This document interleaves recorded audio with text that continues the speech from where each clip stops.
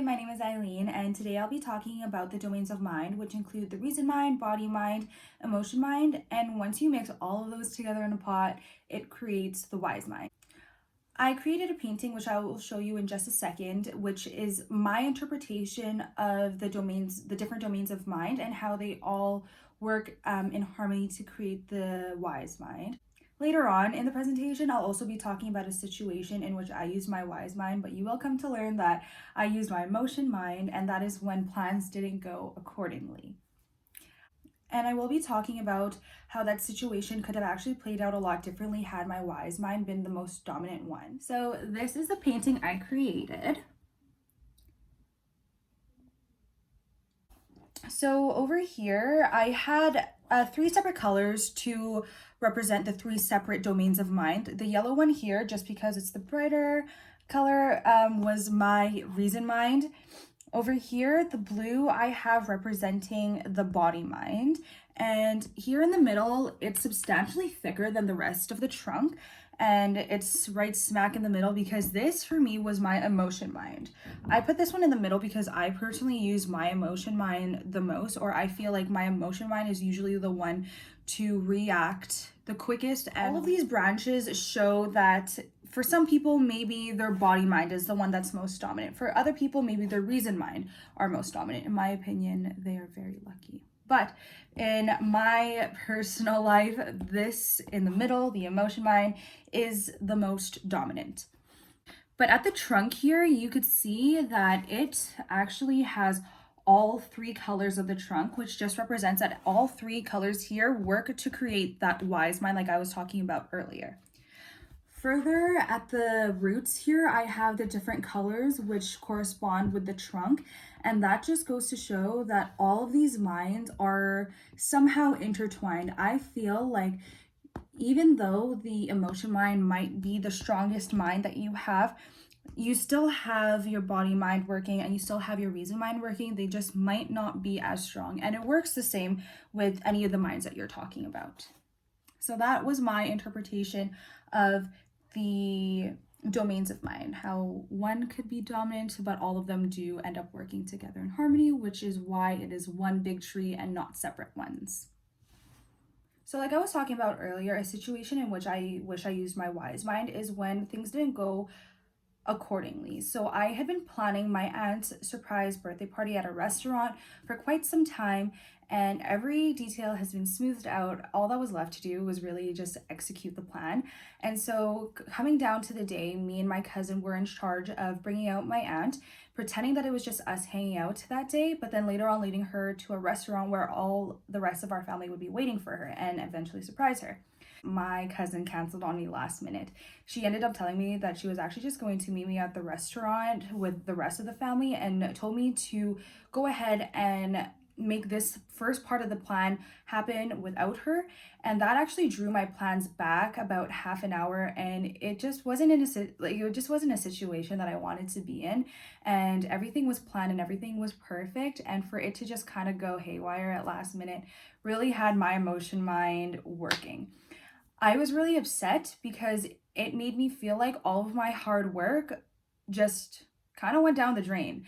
Everything that I was planning, everything that I was kind of ironing out for my aunt, because I wanted that day to be a very happy and exciting day for her, just didn't go how I wanted it to go. And I honestly thought everything was just falling apart. Obviously, my emotions got the best of me, which is why I thought everything was just garbage. I thought the day was garbage. I thought the plan was garbage. And I just wanted to throw the whole idea of this birthday being a surprise just completely out the window. I actually took a lot of my frustration out on my boyfriend and my dad because I was vocalizing how upset and frustrated and annoyed I was. That is why I use my emotion mind. I wasn't able to register the situation for what it was, and I definitely did act upon my annoyance and my anger, and I didn't understand why anything was happening. I was asking myself, why is this happening to me? Why me? I'm trying to do something good. Why does it have to backfire on me? And that is why I used my emotion mind in that situation. When I reflect on the situation now, I kind of feel almost foolish for acting the way that I did, because my emotion mind really did play the biggest role in how I reacted and handled the situation. And so now if I think about my body mind, I did notice that my cheeks, or like my entire face, really was just feeling a lot warmer than normal. And I also fidget with my hands when I'm either sad, upset, annoyed, frustrated. It's kind of where I kind of release my anger, kind of. Now, thinking about the situation and reflecting back on the situation, I don't feel as flustered. I definitely feel a lot more okay in the face, and I don't feel the need to pick at my fingers. And also thinking with my reason mind now, which, to be completely transparent, at the time of the entire situation, I didn't use my reason mind at all. I didn't understand why my cousin had to cancel on me last minute. I didn't understand why everything was happening, and I just really refused to pick apart the situation and understand it. So at the time, my reason mind was just not working at all. But now, reflecting back on the situation, my reason mind is kind of the winner. Like, I understand why she had to cancel on me. Like I said, she was already kind of running behind schedule. So if I had to continue to wait on her, it would have just pushed everything back, and we wouldn't actually be able to take my aunt out before bringing her to the dinner. So I understand now why she canceled on me, but back then I had no idea. And I wasn't really in the state of mind to understand why she did it. So I am glad now, reflecting on it, I understand why. So when this happened, my emotion mind was the strongest out of the three, or even the four.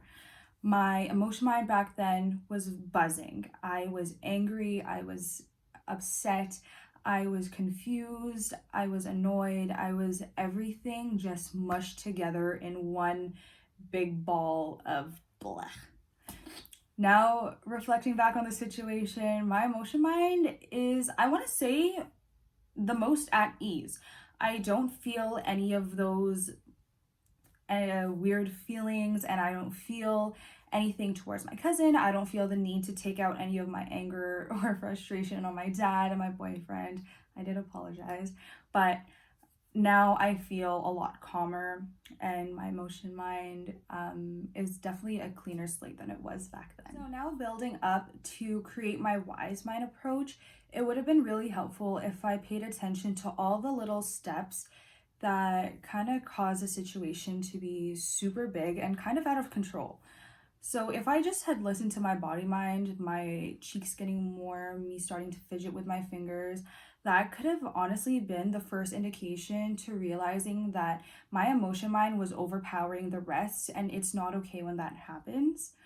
If I were to just use my reason mind and kind of make sense of the situation, or honestly even try to justify why she canceled plans on me, I feel like maybe my emotions could have been a little more at ease, or just maybe not as heightened as they were. And my emotion mind, I know that it was the strongest, but if I had just listened to my emotions and been like, okay, it's okay to be kind of upset, because it does make sense. You've been planning this for a while and it's not going as how you hoped it would go. It's okay to feel kind of weird in your head, but keep it at that, max it at that. Don't get too overwhelmed or don't get too worked up over it. I think that would have been better. And that actually just leads to the wise mind. If I had listened to my body and what my body was telling me, and if I listened to my emotions and tried to kind of keep them at a certain capacity, and definitely use a lot more of my reason mind, I think paying attention to all three of those separate minds would have been really helpful, because then that would have helped me create my wise mind approach. With my wise mind approach, I think that I would have allowed myself to feel upset. I would have allowed myself to pay attention to how my body was reacting to all my emotions, all my anger, all my annoyance. And then after taking a step back, after trying to understand both of those components, use my reason mind and try to understand why my cousin was canceling on me last minute.